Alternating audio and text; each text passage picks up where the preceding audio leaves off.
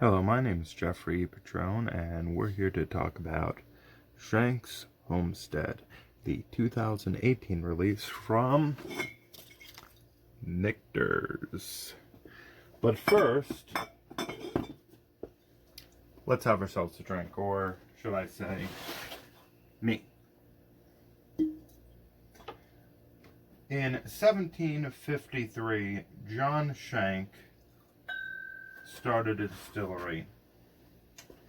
The name of pretty much all the distilleries I will be somewhat unfamiliar with, or at least particularly Shenk's distillery, the original distillery, I'm unfamiliar with, insofar as I'm not sure what the actual name of it was. It might not have been Shenk's, but the important thing to note with the beginning part of our journey, as I begin to nose this really lovely whiskey, is that George Washington was a big fan of the whiskey made by the distillery.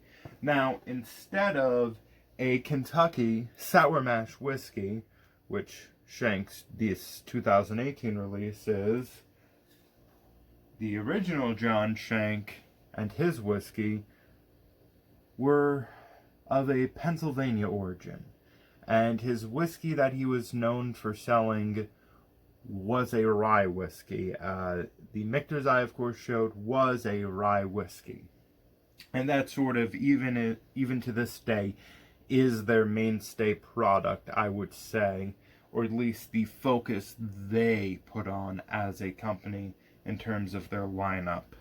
Now, George Washington was a fan and is rumored to have purchased some of the rye whiskey for his soldiers at Valley Forge.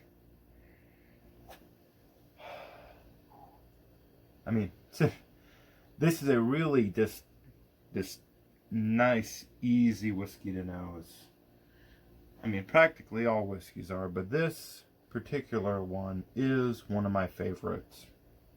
So, at some point in the mid-1800s, maybe even sooner, I'm unclear of this date, a man by the name of Abraham Bomberger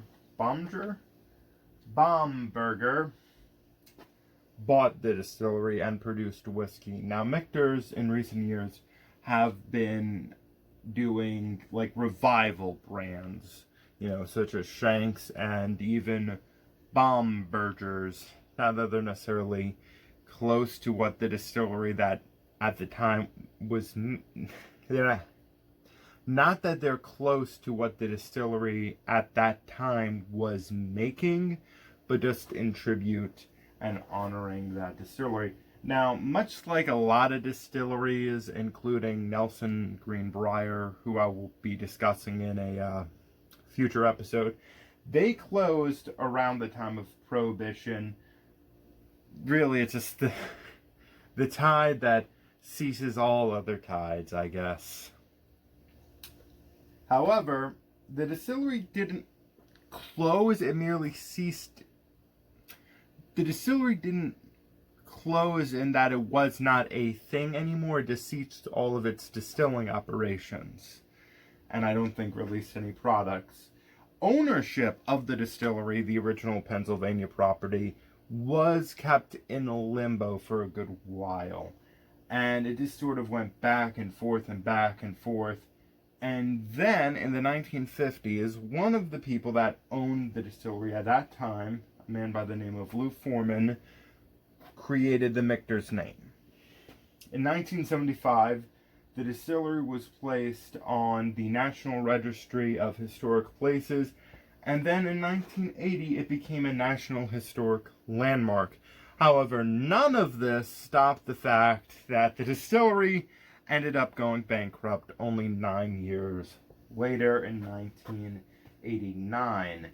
Now, about a decade after that, a man whose name I cannot pronounce, Joseph J. Malocco, name, and a man by the name of Richard Newman sort of revived the Michter's brand, and that is the current line of products that we are currently dealing with from Michter's, that is the reason why we have this Shenk's revival and such. However, enough talk, and let's get into this beautiful, beautiful whiskey. I know we're 5 minutes in, but thank you for watching. I appreciate the history side of whiskey more than the actual whiskey at times. You know, just the long kind of history going all the way back to the original Irish monks that brought poutine to Scotland, essentially.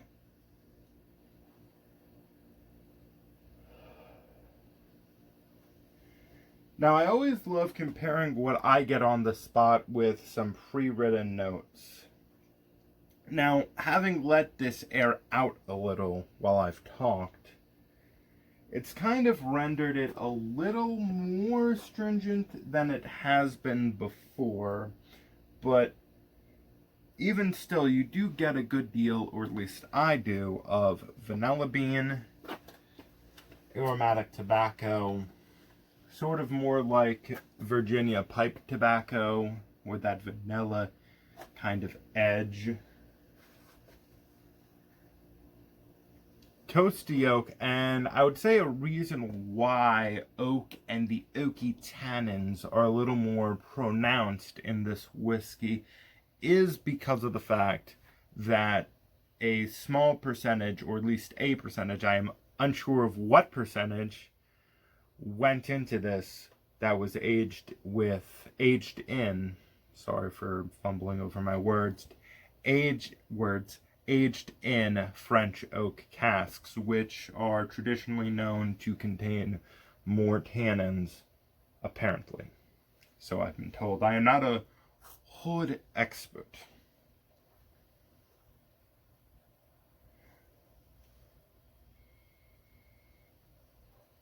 There's a hint in here of what I put down as freshly baked buttery bread. And it can really go a lot of directions, just kind of depending on how you interpret this one smell. Right now, I'm almost getting like a diner toast with some butter on it. Like rye bread from a diner. Maybe a little overly toasted, not quite burnt, but with a hearty amount of butter to sort of even it out. Maybe even like a little splash of some kind of jam. But it's not necessarily jam-y, just the inclusion of sugar in some sense. It's almost in like a honey butter territory. It's not there 100% or even 50%, but maybe 10 to 15% kind of in that direction.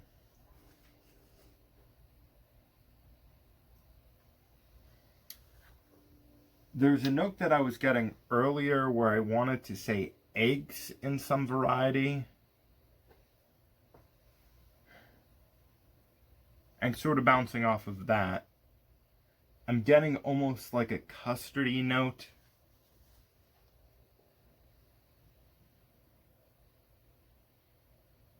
Yeah, just a lot of spices. It reminds me of being in a kitchen in some sense.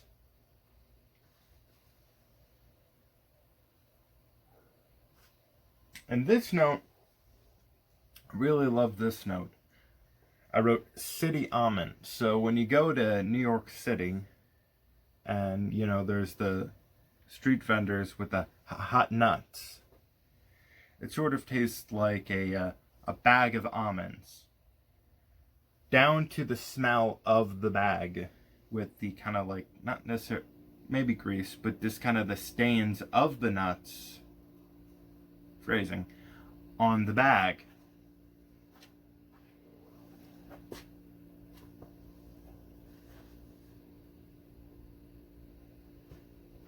Almost like a hint of apple as well. But let's go in for the taste.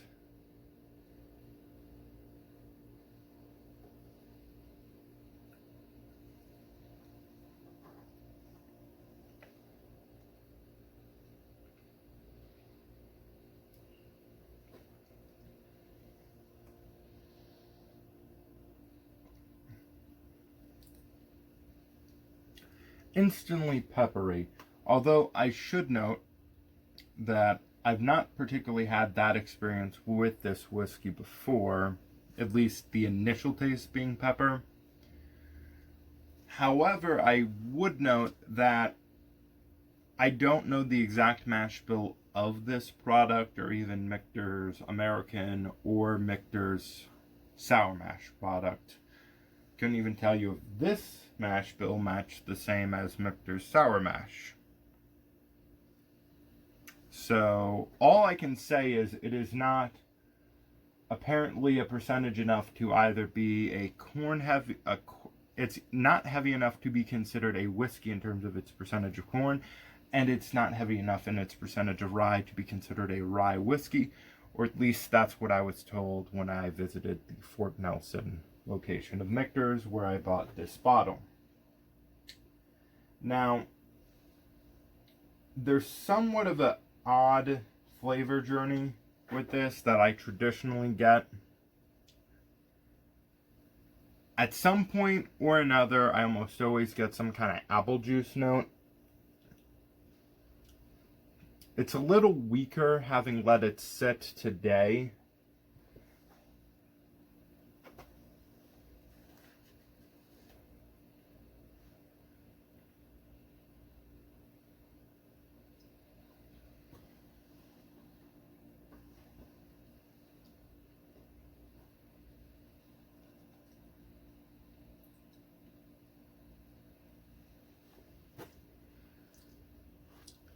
Bit of a brown sugar note that turns into a sea salt kind of note.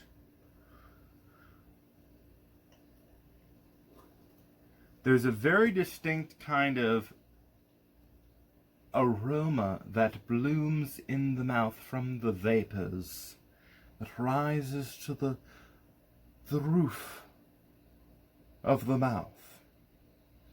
That is similar to, you know, shoe leather, leather varnish, leather polish, as I put in my notes.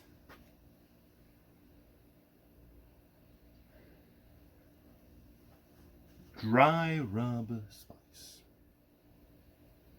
I love that note. I didn't really specify, but you know, more of like a traditional barbecue type dry rub, paprika, smoked paprika, onion powder, etc., etc., etc. Maybe in this case, I'm getting like a little bit of a, like, this is going to be very specific in the worst possible way, but a rub that contains some amount of either turmeric or cinnamon.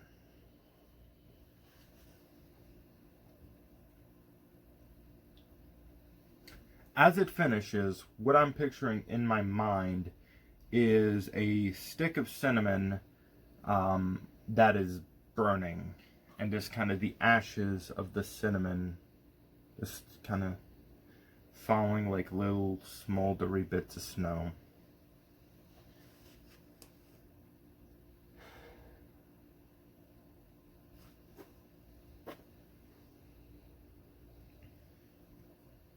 Now the last two notes I have written down, I haven't gotten yet. And they are perhaps the most specific and oddest of them. But let's give it a third taste.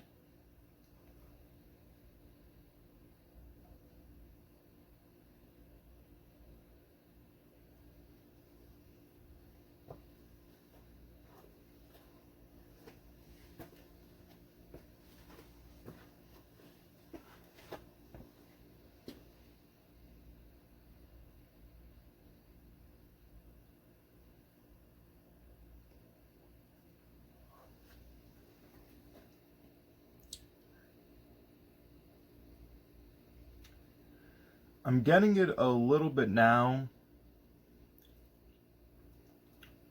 Multigrain Cheerios are just kind of like, you know, cereal of that variety. And just a spiky kind of like sweetened condensed milk type note. This time, a real surge of, you know, just pepper. You know, like the salt and the John Mulaney bit. Salt and pepper! You know. I hope you know.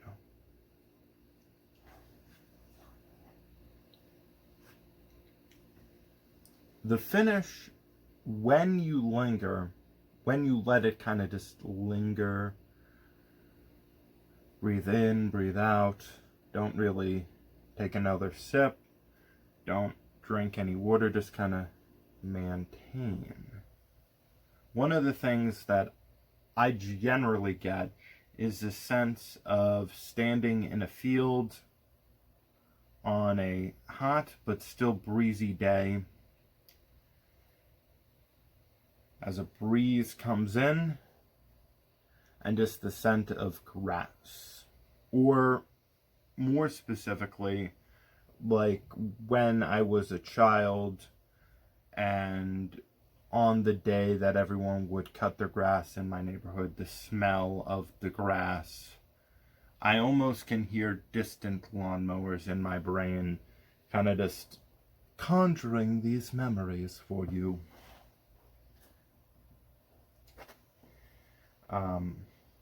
I have some really specific notes on the finish.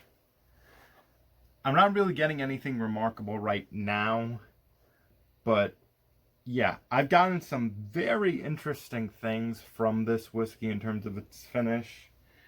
Cigar ash, or at least what I imagine as what cigar ash would taste like. What the inside of a leather belt smells like is what this finish tastes like. More cinnamon and kind of reminiscent of a gin martini when you cut that bit of lemon and that burst of lemon oil comes out and that just tiny skin that is dropped in, soaked with gin. If you just take that out after you've let it sit for a little bit and just kind of bite it into little bits, that's what it tastes like on the finish. Sort of on to the more technical side of things. This is bottled at 45.6% alcohol, and for those wondering, it is 91.2 proof. They consider it a small batch whiskey, even though small batch has no real legal definition. You know, it's got a lot of really good artwork, I would say. Simple. I love this kind of bottle. I'm a sucker for whiskey that is served in bottles reminiscent of wine bottles. 2018 release, as I have previously noted, from the Michter's distillery, located in Louisville, Kentucky. Bottle number 793 of 2,691. Batch 18C 322, distilled and bottled in Kentucky.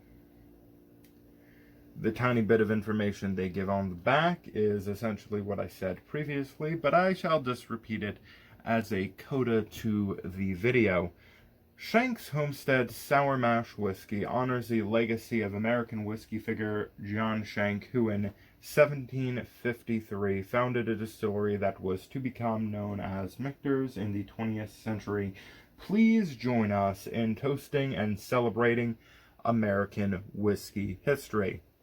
Now, I was originally planning on doing this video for July 4th.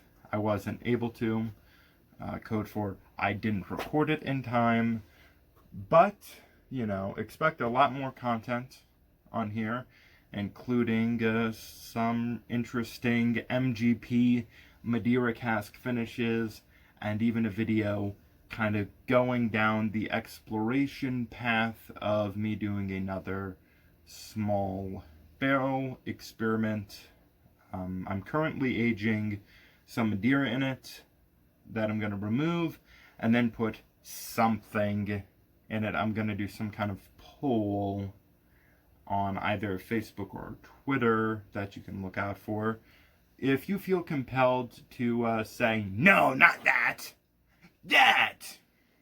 So, like and subscribe to the channel, to the video, to the word salad. I've been Jeffrey Edward Petrone. This has been Shenk's Homestead 2018 release review, a sour mash product or something. Have a good day.